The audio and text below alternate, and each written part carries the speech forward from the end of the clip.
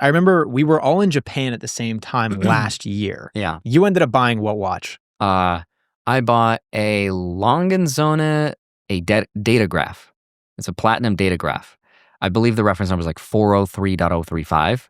It's a platinum datograph, and the watch is like iconic because it's a chronograph, and it's one of the most iconic chronographs that was ever released. I think it was released in like 1998, and it was the watch that changed high-end watchmaking, or high horology as people call it, because it forced brands like Patek Philippe and AP to make their movements in-house, because prior to that watch, they were all manufactured and modified from a company called Lumania. It was the Lumania movement. So all these high-end watch companies, they would buy that movement, they would tweak it, and they would put it into their watches. In 1998, during like the watch whatever gathering that they do, that watch came out and like stunned the world. And from that moment onward, the new benchmark for a high-end watch was an in-house movement. And so then what did you pay for that watch, and what is the current value of it?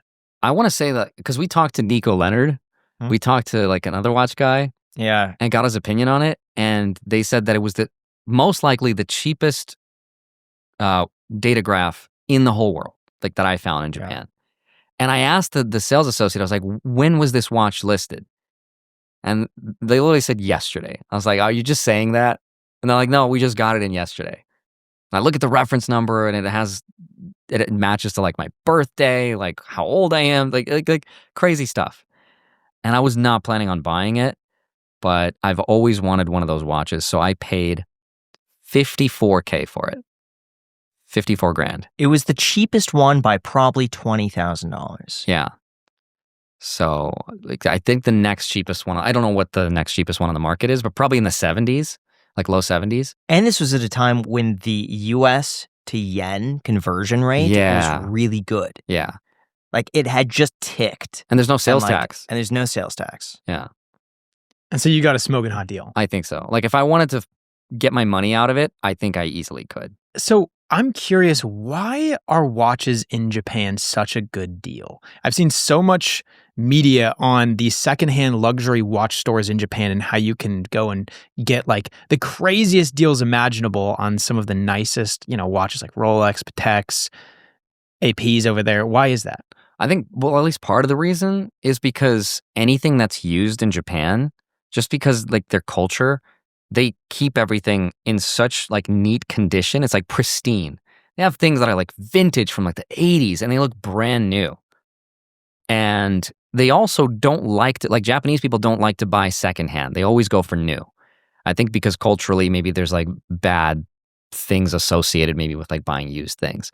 So from that reason alone, in Japan, their market is not necessarily for Japanese people. So all the people that are buying the watches are foreigners that are flying into Japan. So that's a smaller market than the entire country of Japan, obviously. So I think the prices are generally lower. At least that's one of the reasons why I think that. Yeah, there's more supply than demand. For sure. Japan is also really against anything counterfeit. And if they're caught selling any fake watch or any like kind of Frankenstein watch, they're going to be blacklisted forever. And these businesses have been around for decades with perfect ratings. So you don't really have to worry about like getting ripped off or getting like a fake watch. And we asked, we're like, do you guys sell fake watches? They're like, no, you can't do that here. Now, what's also interesting is that I heard that a lot of Japanese people believe that when you buy a secondhand watch, the original owner's soul comes with that watch. Like their soul is somehow attached to it. Okay. And so when you buy that watch, you get a part of their soul. And so it's not considered like good to, you don't know what you're getting. Right. In that sense. And so they just don't want to buy secondhand. So from a culture perspective, yeah, there's a little bit of superstition to it. Correct. Yeah. So yeah. But you get a great deal. So the other interesting thing is that they will not really negotiate. Is that just they price it at a point where like if it sells, great, but if it doesn't, like I tried to negotiate a Zenith Rolex Daytona, and I was saying like, hey, can you bring this price down here? Can we save here? Wouldn't do it. And then Macy found a ring that she wanted. And I'm like, okay, but if I buy this, can we throw in the ring at like half price? No. The most they did is they said, we're going to throw in a complimentary, like an extra Rolex box. Right. And we'll give you the extra box if you buy it. Okay, fine. Yeah. But yeah, they don't negotiate either. No. So that's part of the reason why, I would say. But what's cool is that they can take Amex, which is really nice. And they don't charge you an extra fee. Well, we did Why get our. Why are you laughing, Jack? Because That's just funny. if it work, no, because the points. Just imagine putting that on a 2%, or imagine the Robinhood credit card, 3% back, or the Coinbase card and get 4% Gemini, back. get some Bitcoin back. Yeah, I'm just saying, it's like not only are you getting no sales tax, a favorable exchange rate, but you could then put it on a credit card to get an extra 4% back. Right. We bought our watches within a day of each other. Yeah. Yeah. So that was. How much did you spend on your watch? I think total, including, because I count the exchange rate and I count also getting points back on the credit card. It was like 19 something. And what do you think it's worth? Low end. I'm talking like fire sale, 21. And that's like fire sale. I got to sell it in 24 hours. I think it's probably worth 24. Wow. Did I tell you that I bought a ring in Japan and I appraised it and what happened? Mm-mm. Oh, I didn't tell you that story? Mm-mm. Oh, dude, we were walking right by that store that Graham and I bought our watches from. It was called Okura. And I look and I'm like, dude, that's a really cool ring. It was a women's black opal ring, okay? And I'm, for whatever reason, just obsessed, as Graham is like with aquariums, I'm like obsessed with Australian opals. And for whatever reason, I just know it like disproportionately more than most people know about opals. And I was like, dude, that ring is so cool. So I go in the store and I'm like, how much is that ring? And they're like, $600. I'm like, there's no way this ring is $600. It's a platinum ring with diamonds and a black opal stone that's like 2 or 3 carats. And I'm like, this is a $10,000 ring.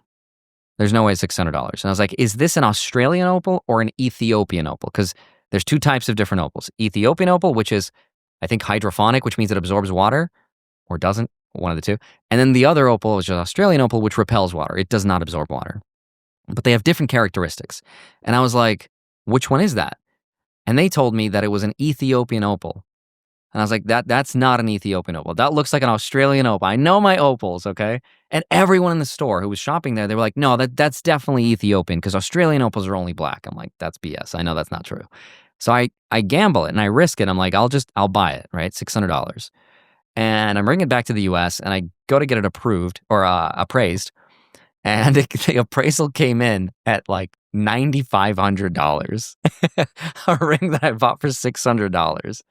Yeah. It was crazy. I guess you never know when that niche knowledge is going to come to your benefit. Like that was like, again, so Jack and I talked about this. Like, you guys ever like go through life and then something happens and you're like, I live in a simulation. All the time. Right? Like we talked about how, this is a true story. It was like midnight. It was like past midnight.